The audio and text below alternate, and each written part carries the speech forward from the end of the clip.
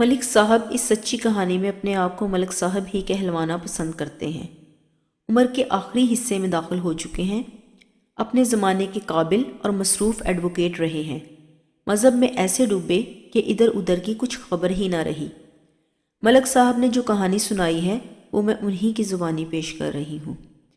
آزادی سے پہلے کا ذکر ہے کہ اپنے ایک دوست کے گھر چودھری اصغر سے ملاقات ہوئی۔ ایک تو اس کا قد بہت اچھا تھا، سیدھا لامبا کھڑا قد، جسم کی ساخت متناسب اور چہرہ پرکشش۔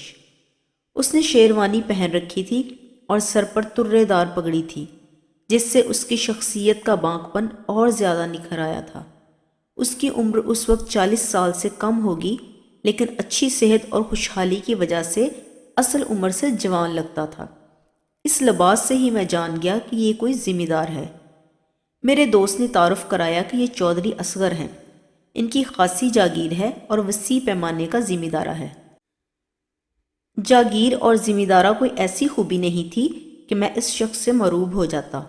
ایسے کئی جاگیرداروں اور ذمہ داروں کی اصلیت وکیلوں کے لفافوں اور عدالتوں کی فائلوں میں دیکھی جا سکتی ہے، لیکن چودھری اصغر کی ظاہری شخصیت اور اس کی باتوں سے میں متاثر ہوا۔ اس کی زبان میں ویسی ہی چاشنی تھی جیسے اس کے چہرے اور قدبت میں کشش۔ میں نے یہ رائے قائم کی کہ یہ شخص اپنی قبیل سے جدا اور بہتر ہے۔ اس کا لباس تو پرانے دور کا تھا، لیکن باتیں وہ جدید دور کی کرتا تھا۔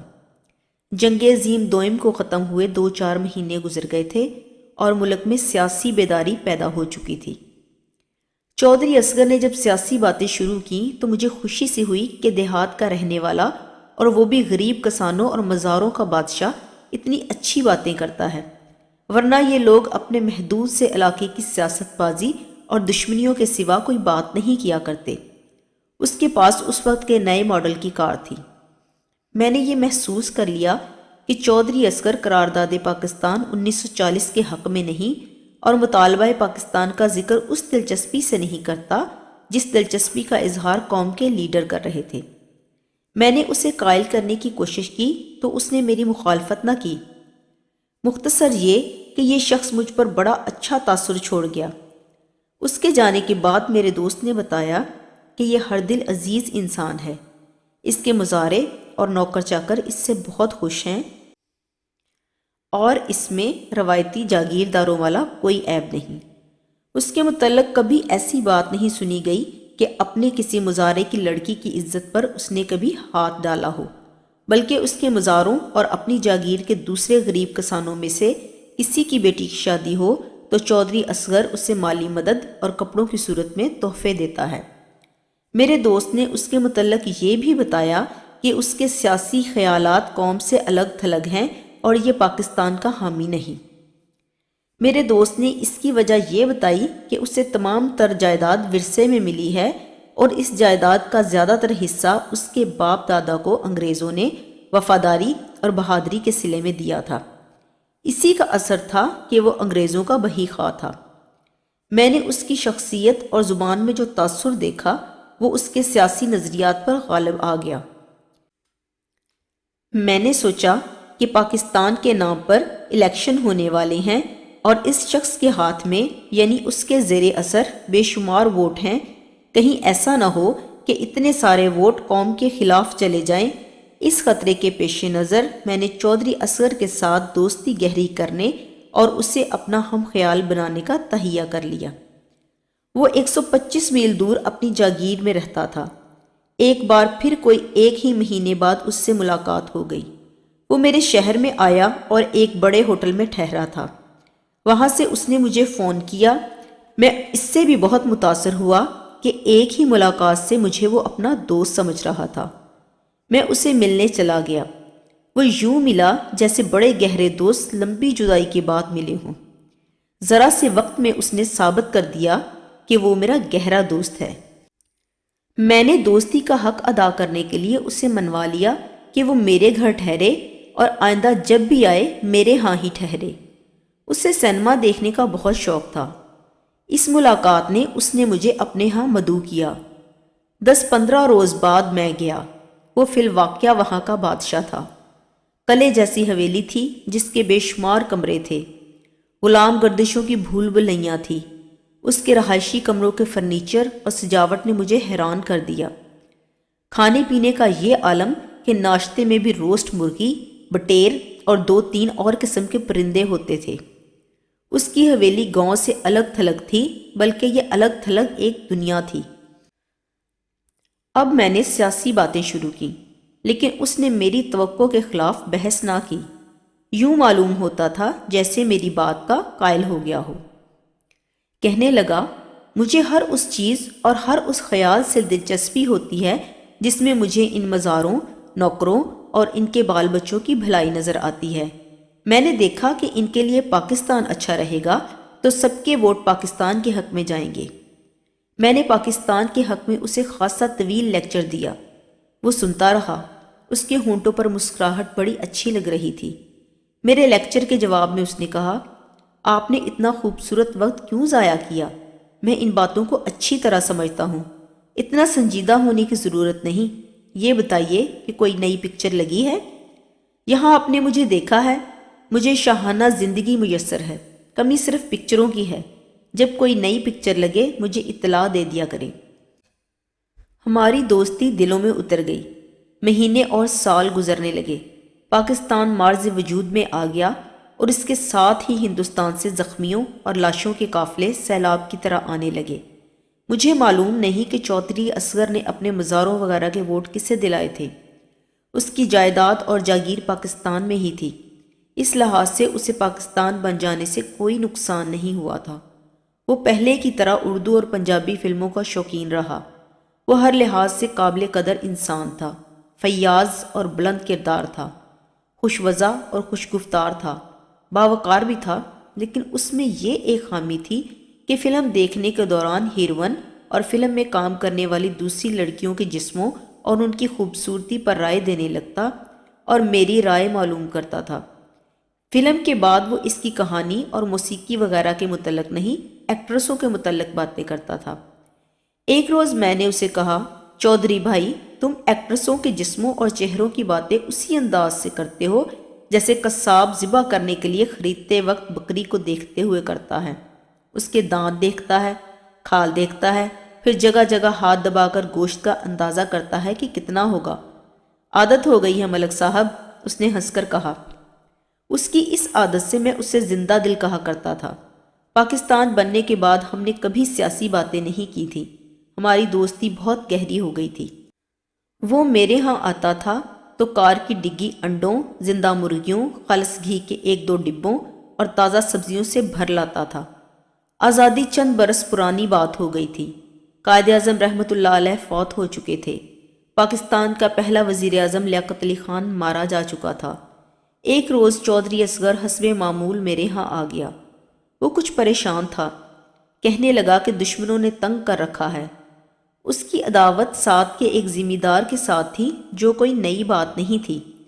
دیہات میں دشمنی کی اور کوئی وجہ نہ ہو تو کھیتوں کو پانی لگانے کی باری پر ضرور جھگڑے ہوتے، لڑائیاں ہوتی اور مستقل دشمنی پیدا ہو جاتی ہے۔ چودھری اصغر کی عداوت اسی قسم کی تھی جو شدید ہوتی جا رہی تھی۔ ان کے درمیان لڑائی جھگڑے ہو چکے تھے۔ چودھری اصغر حسب معمول میرے ہاں ٹھہرا ہوا تھا۔ تیسری صبح کا ذکر ہے کہ اخبار آیا۔ میں نے اخبار کی سرخیاں ایک نظر میں دیکھ لیں اور اخبار چودھری اصغر کے آگے رکھ دیا۔ تھوڑی دیر بعد اس نے کہا، یہ خبر اچھی نہیں۔ میں نے گھبرا کر وہ خبر دیکھی۔ خبر پڑھ کر مجھے اطمینان ہوا۔ میں نے کہا، تم یہ خبر پڑھ کر اتنے پریشان کیوں ہو گئے ہو؟ یہ مظاہرہ تمہارا تو نہیں تھا اور یہ خبر تمہارے چک کی بھی نہیں ہے۔ یہ میرے دشمن ذمہ دار کا مظاہرہ تھا، اس نے کہا۔ چک کا نمبر پڑھو۔ لیکن تمہاری پریشانی کی کیا وجہ ہے؟ خبر میں لکھا ہے کہ لاش کھیتوں میں پڑی پائی گئی ہے، اس نے جواب دیا، اور پولیس نے نامعلوم قاتل کے خلاف مقدمہ درج کر لیا ہے۔ تاحال کوئی گرفتاری عمل میں نہیں لائی گئی۔ مقتول کے لواحقین نے ایک بڑے ذمہ دار پر شک کا اظہار کیا ہے۔ پولیس نے اس ذمہ دار کا نام ظاہر نہیں کیا ملک صاحب۔ مشتبہ ذمہ دار میرے سوا اور کوئی نہیں ہو سکتا۔ میرا دشمن ذمہ دار اس قتل سے فائدہ اٹھائے گا، اور یہ بھی ہو سکتا ہے کہ اس مزارہ کو اس نے خود ہی قتل کرایا ہو اور پولیس کو دے دلا کر اس نے مجھے پھانسنا چاہا ہو۔ جانے دو چودھری، میں نے ہنس کر کہا، میں وکیل ہوں، تم اس جگہ سے جہاں قتل ہوا ہے 125 میل دور بیٹھے ہو۔ قتل پرسوں ہوا ہے، تم پرسوں میرے پاس تھے۔ میں نے اسے تسلی تو دے دی، لیکن میں وکیل تھا۔ میں جانتا تھا کہ ہمارے ملک میں ایسا ہو سکتا ہے اور ہمارے ملک میں انہونی بھی ہو جاتی ہے۔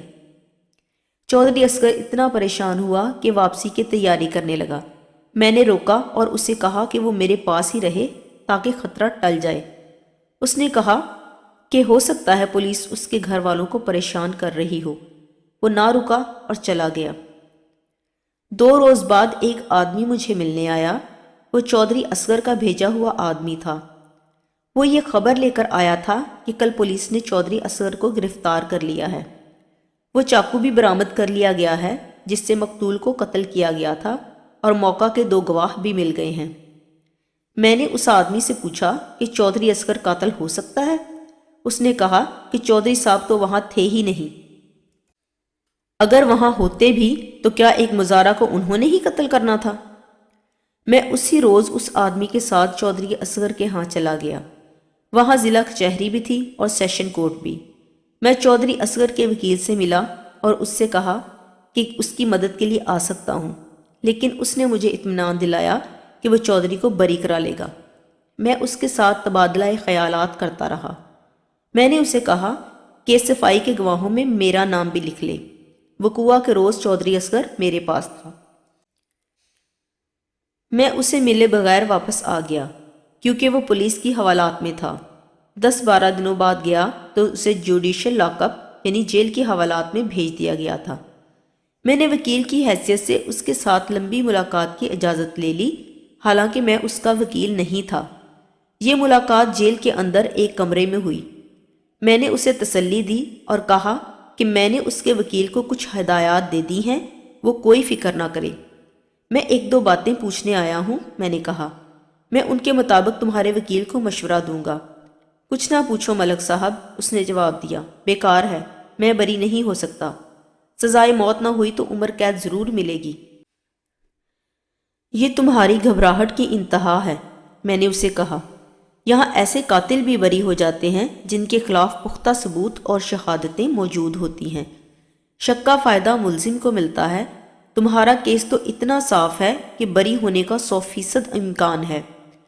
آہ ملک صاحب، اس نے بڑی ہی عجیب مسکراہٹ سے کہا، مجھے جس قانون نے پکڑا ہے اسے دنیا کی کوئی طاقت شک میں نہیں ڈال سکتی۔ مجھے اب میرے حال پر چھوڑ دو، آپ مجھے سزا سے نہیں بچا سکیں گے۔ مجھے شک ہونے لگا کہ چودھری اصغر واقعی قاتل ہیں اور یہ قتل کر کے میرے ہاں آ گیا تھا۔ اگر یہ قاتل نہ ہوتا تو اخبار میں خبر پڑھ کر ہی نہ گھبرا جاتا۔ چودھری اصغر، میں نے کہا، اگر تم نے واقعی قتل کیا ہے تو مجھے صحیح واقعہ بتا دو تاکہ میں تمہارے وکیل کو اس کے مطابق مشورہ دوں۔ اگر میں نے تمہارے وکیل میں کوئی کمزوری دیکھی تو میں خود یہاں آ کر تمہارا کیس لے لوں گا۔ نہیں ملک صاحب نہیں، اس نے پرزور طریقے سے کہا، میں اس مزارع کا قاتل نہیں ہوں، لیکن میں بے گناہ بھی نہیں ہوں۔ میں آپ کو اپنے گناہوں کی کہانی سنا دیتا ہوں، پھر آپ مجھے بچانے کی بجائے خود یہ فیصلہ دیں گے کہ سزائے موت سے بھی کچھ زیادہ سخت اگر سزا ہے تو مجھے وہ ملنی چاہیے۔ آپ کو یاد ہوگا کہ میں پاکستان کے حق میں نہیں تھا۔ آپ نے مجھے قائل کرنے کی کوشش کی تو میں نے آپ پر یہ ظاہر کیا کہ جیسے میں قائل ہو گیا ہوں، لیکن آپ میرے خیالات کو بدلنے میں ناکام رہے تھے۔ جب 1946 کے الیکشن ہوئے تو میں نے اپنے مزاروں، نوکروں اور اپنے علاقے کے آدمیوں کو کہنا شروع کر دیا کہ مسلم لیگ کی بجائے یونینسٹ پارٹی کو ووٹ دیں یا کانگریس کو۔ میرے خاص آدمیوں نے، جو میرے گناہوں کے رازدان اور شریک تھے، مجھے مشورہ دیا کہ میں مزاروں وغیرہ کو مسلم لیگ کے خلاف ووٹ دینے کے لیے کہنا چھوڑ دوں، ورنہ آپ کے لیے اس کے نتائج ٹھیک نہیں ہوں گے۔ انہوں نے بتایا کہ میری مخالفت شروع ہو بھی چکی ہے۔ اس وقت قوم میں پاکستان کا جو جذبہ پیدا ہو گیا تھا وہ تو آگ کی مانند تھا۔ غریب اور امیر، بوڑھے اور جوان ایک ہو گئے تھے۔ بچے بھی لے کر رہیں گے پاکستان کے نعرے لگاتے تھے۔ میں نے اپنے دل کو سمجھایا کہ مجھے اپنی زندگی کی خوشیوں اور اپنی جائیداد سے غرض ہے۔ پاکستان بنے یا ہندوستان رہے، میرے لیے کوئی فرق نہیں پڑتا تھا۔ چنانچہ میں نے اپنے لوگوں میں اپنی عزت برقرار رکھنے کے لیے سب سے یہ کہنا شروع کر دیا کہ مسلم لیگ کے امیدوار کو ووٹ دو۔ اس وقت مجھے امید نہیں تھی کہ مسلمانوں کو پاکستان مل جائے گا۔ مجھ پر اپنے باپ دادا کا اثر تھا، انہوں نے یہ جاگیر انگریزوں کی خدمت کر کے حاصل کی تھی۔ یہ تو آپ جانتے ہی ہیں کہ خدمت کا مطلب اپنی قوم سے غداری تھا۔ میں نے تاریخ کا مطالعہ کیا ہے۔ میں آج یہ رائے دے رہا ہوں کہ انگریز مسلمانوں پر اپنی حکومت قائم کرنے میں اس لیے کامیاب نہیں ہوئے تھے کہ وہ بہت بڑی جنگی طاقت تھے، بلکہ اس لیے کہ مسلمانوں میں غدار موجود تھے۔ میرا باپ انگریزوں کی تعریفیں کرتا مر گیا اور یہی جراثیم مجھ میں چھوڑ گیا۔ یہ اسی کا نتیجہ تھا کہ میں نے دوسری جنگ عظیم میں انگریزوں کے جنگی فنڈ میں، جو وار فنڈ کے نام سے مشہور تھا، دل کھول کر چندہ دیا تھا۔ گندم اور دالوں کی بوریاں بھر بھر کر دیں، مگر مسلم لیگ کے فنڈ میں ایک پیسہ نہیں دیا۔ صوبہ بہار میں ہندوؤں نے ہزاروں مسلمانوں کو قتل اور بے گھر کر دیا تو ان کے لیے مجھ سے بھی چندہ مانگنے آئے تھے۔ مجھے معلوم تھا کہ غریب بھی چندہ دے رہے ہیں، لیکن میں نے ایک پائی بھی دینا گوارا نہ کیا۔ میرے خاص آدمیوں نے میرے علاقے میں یہ افواہ پھیلا دی کہ میں نے صوبہ بہار کے تباہ حال مسلمانوں کے لیے 10,000 روپیہ دیا ہے۔ مسلمانوں نے پاکستان حاصل کر لیا اور اس کے ساتھ ہی مشرقی پنجاب میں مسلمانوں کی قتل و غارت شروع ہو گئی اور پناہ گزینوں کے قافلے پاکستان میں آنے لگے۔ ملک صاحب، آج جب کہ مجھ پر اس شاہانہ زندگی کے دروازے بند ہو گئے ہیں جہاں میں چودھری اصغر ہوا کرتا تھا، میں آپ کو اپنی اس زندگی کی کہانی سنانا چاہتا ہوں جو آپ سے ہمیشہ پوشیدہ رہی ہے۔ آپ میرے دوست ہیں، آپ کے ساتھ باتیں کرتے مجھے یوں سکون محسوس ہو رہا ہے جیسے ضمیر سے گناہ نکل رہے ہوں۔ آپ کو یاد ہوگا کہ میں فلموں کی ایکٹریسوں کے جسموں اور ان کے حسن کی تعریفیں کیا کرتا تھا، تو ایک بار آپ نے کہا تھا، چودھری تم ایکٹریسوں کے جسموں اور چہروں کی باتیں قصاب کے اسی انداز سے کرتے ہو جب وہ بکری خریدتے وقت اسے دیکھ کر کیا کرتا ہے۔ میں نے کہا تھا، عادت ہو گئی ہے۔ ملک صاحب، عادت نہیں، یہ میری فطرت تھی۔ ہر وہ ایکٹریس اور ایکسٹرا لڑکی جسے میرے دل نے پسند کیا، وہ میری حویلی کے خاص کمرے میں 2-2 3-3 دن اور راتیں گزار چکی ہے۔ وہ میری گاڑی پر آتی تھیں اور میری گاڑی انہیں واپس لے جاتی تھی۔ یہ میرا شغل تھا، ہابی تھی۔ عورت میری بہت بڑی کمزوری تھی۔ جس عورت کو لوگ میری بیوی کہتے ہیں، وہ تو کھرلی پر بندھی ہوئی گائے ہے۔ اسے میں نے ریشم میں لپیٹ کر رکھا ہے۔ اس کے آگے سونے چاندی کے ڈھیر لگاتا رہتا ہوں، مگر اس کی آہوں کو میں نہیں روک سکا۔ ایک تو اس کی ان آہوں کا اثر ہے کہ میں قید میں پڑا ہوں، لیکن میرے گناہ یہیں پر ختم نہ ہوئے۔ میرے خاص آدمی میرے ذوق و شوق سے واقف تھے، اس لیے میری اس ضرورت کو اکثر پورا کرتے رہتے تھے۔ لیکن ملک صاحب، میں نے کبھی کسی مزارع یا کسان کی بہو بیٹی پر نظر نہیں رکھی تھی۔ میں اسی لیے ان میں نیک نام رہا۔ 5 سال گزرے۔ ایک روز میرے ایک آدمی نے مجھ سے کہا، چودھری صاحب، آپ شہروں کے چمکتے ہوئے موتی پسند کرتے ہیں۔ اگر آپ کو کوڑے کرکٹ میں سے موتی اٹھا کر لا دیں تو آپ یہ تو نہیں کہیں گے کہ چیز تو اچھی ہے لیکن اس کے کپڑے گندے ہیں اور ناز نخرے نہیں کرتی۔ میں نے اسے کہا کہ تم جانتے ہو کہ میں مزاروں اور اپنے علاقے کی لوگوں کی بہو بیٹیوں کی کتنی عزت کرتا ہوں۔ اس نے کہا، میں جن کی بات کر رہا ہوں وہ آپ کی جاگیر کی نہیں، اس علاقے کی نہیں، بلکہ وہ تو آپ کے ضلع کی بھی نہیں۔ قصہ مختصر یہ ملک صاحب کہ وہ ان پناہ گزینوں کی لڑکیوں کی بات کر رہا تھا جو لاہور کے ریفیوجی کیمپ میں سڑکوں کے کنارے اور جگہ جگہ آسمان تلے بیٹھ گئے تھے۔ کیمپوں میں بعض لڑکیاں بے آسرا تھیں۔ میں آپ کو بتا چکا ہوں کہ مجھے پاکستان کے ساتھ کوئی دلچسپی نہیں تھی، اس لیے مجھے ان مسلمانوں کے ساتھ بھی دلچسپی اور ہمدردی نہیں تھی جو پاکستان کی خاطر بے گھر اور پناہ گزین ہوئے تھے۔ میرے کہنے پر ایک روز میرا یہ آدمی ایک پناہ گزین لڑکی کو لے آیا۔ لڑکی بہت ڈری ہوئی تھی۔ اس کے کپڑے، بال اور جسم میلا کچیلا تھا، لیکن وہ کوڑے کرکٹ میں سے اٹھایا ہوا موتی تھا۔ اسے دھو دھلا لیا تو حسن نکھر آیا۔ میرا آدمی آسمان سے تارے توڑ لانے کی مہارت رکھتا تھا۔ وہ اس لڑکی کو یہ دھوکہ دے کر لایا تھا کہ اس کے گمشدہ رشتہ دار مل گئے ہیں۔ اس وقت ہر پناہ گزین کی یہی ایک کمزوری تھی کہ کنبے فرد فرد ہو کر بکھر گئے تھے۔ جہاں کسی کو کسی رشتہ دار کا اشارہ ملتا وہ اٹھ دوڑتا تھا۔ اس کمزوری سے بے آسرا لڑکیوں نے بہت دھوکے کھائے۔ یہ لڑکی میرے دھوکے میں آ گئی۔ میں نے اس کی مجبوری سے فائدہ اٹھایا اور ایک روز اپنے اسی آدمی سے کہا کہ اسے جہاں سے لائے ہو وہیں چھوڑ آؤ۔ اس کے بعد یہ میرا شغل بن گیا۔ 1 سال گزر گیا۔ ایک روز ایک اور ایسی ہی لڑکی کو میرے ہاں لایا گیا۔ وہ بہت خوبصورت تھی۔ گرمیوں کا موسم تھا۔ مجھے زندگی سے پورا لطف اٹھانے کے لیے یہ سوچی کہ اس لڑکی کو مری یا سوات لے جاؤں۔ اس لڑکی نے بھی آتے ہی پوچھا کہ میرے رشتہ دار کہاں ہیں۔ اسے شاید فوراً شک ہو گیا تھا کہ اس کے ساتھ دھوکا ہوا ہے۔ میں نے زبان کی تمام تر چاشنی استعمال کی اور ایک ڈرامہ سا کھیل کر اسے یقین دلایا کہ اس کے رشتہ دار مری میں ہیں۔ میں نے راولپنڈی تک اپنی کار میں جانے کی بجائے ریل گاڑی میں جانا پسند کیا۔ فرسٹ کلاس کا وہ کمرہ ریزرو کرا لیا جس میں ایک سیٹ نیچے اور اوپر ایک برتھ ہوا کرتا تھا۔ یہ گاڑی لاہور سے رات کو چلا کرتی تھی۔ میں لڑکی کے ساتھ کار سے لاہور پہنچا، کار واپس بھیج دی اور ہم گاڑی میں سوار ہوئے اور گاڑی چل پڑی۔ لڑکی میرے ساتھ مانوس ہوئی ہی نہیں۔ بعض اوقات پتہ چلتا تھا کہ اسے مجھ پر اعتماد نہیں۔ فرسٹ کلاس کے بند کمرے میں ہم دونوں تھے۔ میں بے قابو ہو گیا اور لڑکی کے ساتھ ایسی باتیں شروع کر دیں جن میں میری فطرت کا وہ پہلو جس سے آپ ہمیشہ ناواقف رہے ہیں لڑکی کو نظر آ گیا۔ وہ بپھر گئی۔ میں نے اس پر دست درازی کی تو اس نے میرے منہ پر بڑی زور سے تھپڑ مارا۔ یہ پہلا تھپڑ تھا جو کسی عورت نے میرے منہ پر مارا تھا۔ میں سناٹے میں آ گیا۔ لڑکی بہت تیزی سے دروازے تک گئی۔ وہ کوئی دیہاتی لڑکی نہیں تھی جسے معلوم ہی نہ ہوتا کہ دروازہ اندر سے بند ہے۔ اس نے فوراً دروازہ کھول لیا۔ گاڑی بہت تیز جا رہی تھی۔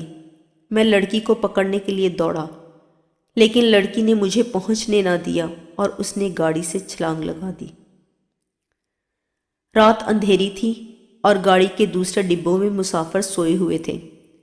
گاڑی کی رفتار تیز تھی، کسی کو پتہ تک نہ چلا کہ کوئی گاڑی سے کود گیا ہے۔ اس کی موت یقینی تھی۔ میں نے دروازہ بند کیا اور سیٹ پر بیٹھ گیا۔ دوسرے دن میں راولپنڈی سے واپس آ گیا۔ 1-2 مہینوں بعد یہ واقعہ مجھے اتنا ہی یاد رہا کہ ایک لڑکی میرے ہاتھ سے نکل گئی تھی۔ اس نے گہری آہ بھری اور کہا، میں نے اس مزارہ کو قتل نہیں کیا۔ یہ کیس میرے خلاف بنایا گیا ہے۔ یہ میرے دشمن نے مجھے پھانسنے کے لیے ڈرامہ کھیلا ہے، لیکن مجھے خدا کے قانون نے پکڑا ہے اور ان گناہوں کی اور اس لڑکی کے قتل کی سزا دینے کے لیے پکڑا ہے جو میں نے آپ کو سنا دیا ہے۔ میں نے اس کے باوجود اس کے وکیل کو مشورے اور ہدایات دے دے کر اسے بچانے کی کوشش کی، لیکن مقدمہ اتنا مضبوط تھا کہ مجسٹریٹ نے سیشن سپرد کر دیا۔ میں بھی اس کی صفائی میں پیش ہوا مگر اسے سزائے موت مل گئی۔ ہائی کورٹ میں اپیل کی گئی جو مسترد ہو گئی اور ایک صبح چودھری اصغر کو پھانسی دے دی گئی۔